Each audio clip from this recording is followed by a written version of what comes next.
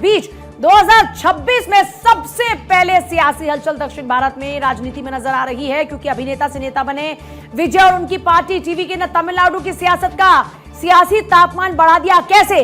BJP की विजय के साथ में अंतिम दौर की बातचीत चल रही है और विजय ने बीजेपी से सीएम पद की मांग की है। तो बीजेपी चाहती है कि डिप्टी सीएम पद पर बात बन जाए, तो पेशकश डिप्टी सीएम की, उनकी डिमांड सीएम पद की। आज शाम को तारीखों का ऐलान होना है, लेकिन उससे पहले ही जोड़ तोड़ का खेल शुरू हो गया है। राजनीतिक विश्लेषकों का मानना है कि अगर विजय की पार्टी सभी 234 सीटों पर अकेले चुनाव लड़ती है तो ये तमिलनाडु के दशकों पुराने सियासी समीकरणों को पूरी तरह से ध्वस्त कर सकता है। बड़ी बात यह है कि 60 साल गुजर चुके हैं, लेकिन यहाँ पर बीजेपी और कांग्रेस सरकार नहीं बना पाई है। लेकिन इस बार यह कोशिश की जा रही है कि थलपति के साथ में मिलकर गठबंधन किया जाए। रणनीतिक गलियारों में चर्चा इस बात की भी है कि क्या विजय अकेले चुनाव लड़ेंगे या फिर किसी का साथ लेंगे। हाल ही में टीवीके के जिला सचिवों की एक वर्चुअल बैठक भी हुई थी, जिसमें इस बात पर जोर दिया गया कि डीएमके जैसी मजबूत पार्टी को हराने के लिए एक बड़े और सशक्त गठबंधन की सख्त जरूरत है।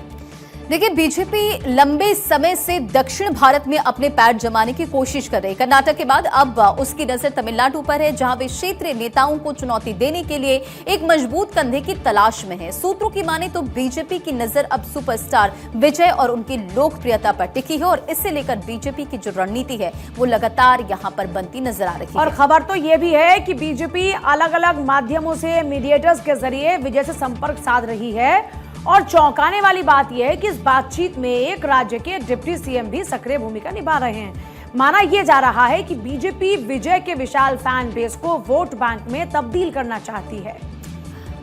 लेकिन ये गठबंधन इतना आसान भी नहीं है। विजय ने जब अपनी पार्टी का ऐलान किया था तब उन्होंने खुद को जनता के सामने एक स्वतंत्र विकल्प के रूप में पेश किया था और उनके कई सलाहकार डरे हुए कि अगर इतनी जल्दी वे एनडीए जैसे बड़े गठबंधन का हिस्सा बनते हैं तो उनकी पार्टी की अपनी स्वतंत्र पहचान खतरे में पड़ सकती है।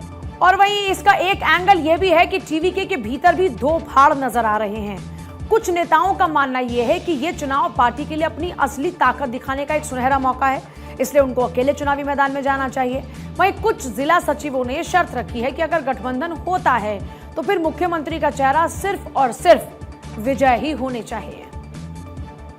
तो देखिए, एनडीए के साथ जाएंगे एक्टर विजय, ये सवाल, और इसे आप समझिए, इस पूरे ड्रामे के बीच एक और बड़ा मोड़ आने वाला है सामने।